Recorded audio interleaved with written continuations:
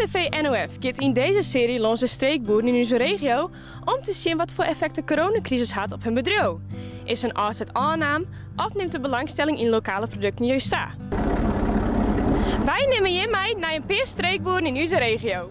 En voor deze laatste aflevering staan wij in Hallem bij het biologische melkveebedrijf Kelstein. Hier gebeurt van alles, dus laten we snel zien wat hier al gebeurt. En ik zit hier al zitten onder een bakje koffie met het hele mooie waar. Laten we eens even zien. Goedemorgen. Goedemorgen.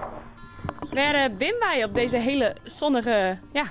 Goedemorgen. Je bent bij melkveebedrijf Kelstein in Haarlem. Wij borken hier met melkij. We hebben 130 melkij ongeveer. En het spul is maar het prachtige waar hebben ze al heerlijk boeten. Dus we vinden het hartstikke leuk dat je hier hier buis komt. En we nemen je hem graag even mee een slag over het bedrijf. Nou, we ben je nou in het loon en zat je maar je zin kennen, ren je al je hinnen om je hinnen. En die hinnen die hebben nou zimmers en winters lekker boeten door in het veld. En we gaan nou even naar hun hok en naar hun nachtverblijf werd ze wenjen, steeds maar. En zat je hem zeggen, ze haalt zin niet wat, want ze hebben wel in de gaten dat ze nou eten van je kraaien. Goed zo, maar mij er net om te gooien. Zo. Zullen ik eventjes nog wat naar binnen brengen? Want dat was ik nog wel haar. Zo. Zullen we eens even zien, dames, zat er al eikens binnen? Zal ik een klep wel hebben, man? Binnen hier eikens? Ja. Ja. Dat is heel goed in benzine, zeg ik wel. Zo, hier zit ze nog op een nest. Zie je dat? Oeh. Ze zullen wel denken, we hebben een openluchtlegnest. Nou, we hebben allemaal zien maar de eerste een aaien jood. Nou, best voor. Ja, en dan gaan we jood nog eens een keer heen. En ze gaan nog wat voer gewoon. En wat gebeurt er met deze aaien? Ja, en nemen we nog mee naar de loods. En die gaan we eerst inpakken. En dan gaan ze naar de streekboer. De streekboer die neemt ons aaien aan. En dus die brengen we nou naar binnen en die geven we nou even inpakken, steeds maar. Nou, de aaien die hebben we nou hier binnen. Zet je hem schenken hebben we hier meer aaien op te staan. Dan verpakken we ze even. Er zit een stempel op de aaien. De stempel, er staat een code op of een nummer, steeds maar. En dat betekent dat het bij ons bedrijf zit. Dat is te herleiden. Dat nemen ze een stukje traceerbaarheid van nou, voor de consument. Waar komen de aaien bij. Dus ik zal even een even stempeltje aan. En al deze aaien die je leest, die gaan naar de streekboer? Ja, al deze aaien die gaan naar de streekboer. Wij staan hier nu achter het bedrijf. Dit is de algenviever en de algenkwekerij. Daar ben we in 2008 mee begonnen.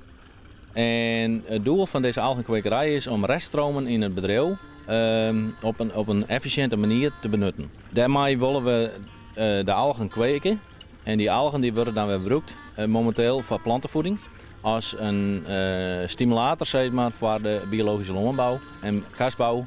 En om die planten weerbaarder te maken, dat ze minder vatbaar zijn voor ziektes.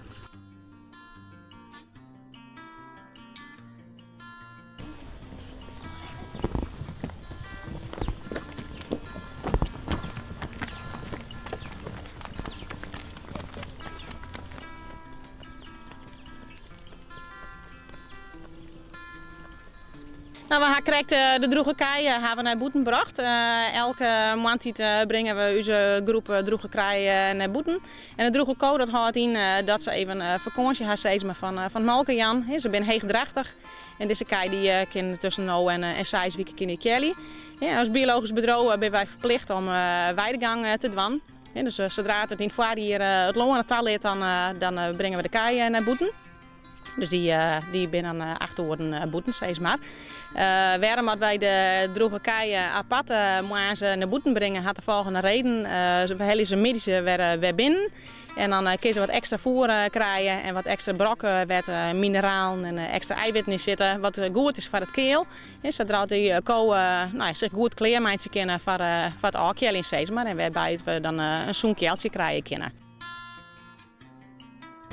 We zijn nu bij een van de 2 robots. Wij melken de kei met een robot. Dat betekent dat ze er vrijwillig in gaan maaien. Wanneer ze zin hebben om wat brok te krijgen of wat gemolken willen, dan komen ze erin. Ian tepelbeker die maakt dan de spenenskin. En zodra hij zijn skin had, dan gaat er ze voor een onderhangen. Nou, dat kwam hier op het scherm, action. De blauwe vlakken, dat zijn de spenen. En hij houdt aan hoeveel liter melk had hij verwacht het en werd er nou op dat moment op zit. Als de kool dan klaar is, dan wordt er vrijlaten en dan gaat er tot selectiepoortjes naar buiten toe.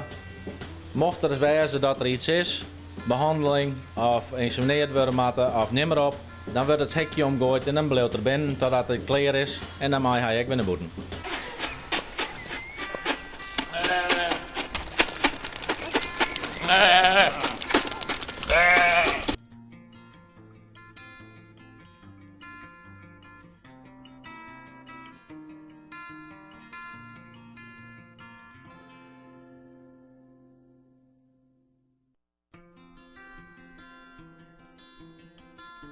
Wij hebben verschillende producten die wij naar de streekboer brengen.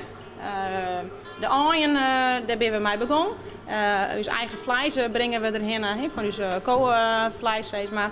En daarnaast hebben we nog een stukje akkerbouw, heel kleinschalig. Dus eigen riappels telen we en hebben een aantal verschillende rassen hebben we daarvan. En die brengen we direct heen. En is de vraag nog oors in deze coronatijd? Ja, de vraag is inderdaad zeker oors worden. Er is zeker een toename van producten die mensen vregen. Mensen denken echt dat het lokaal ziekjes hun producten nou.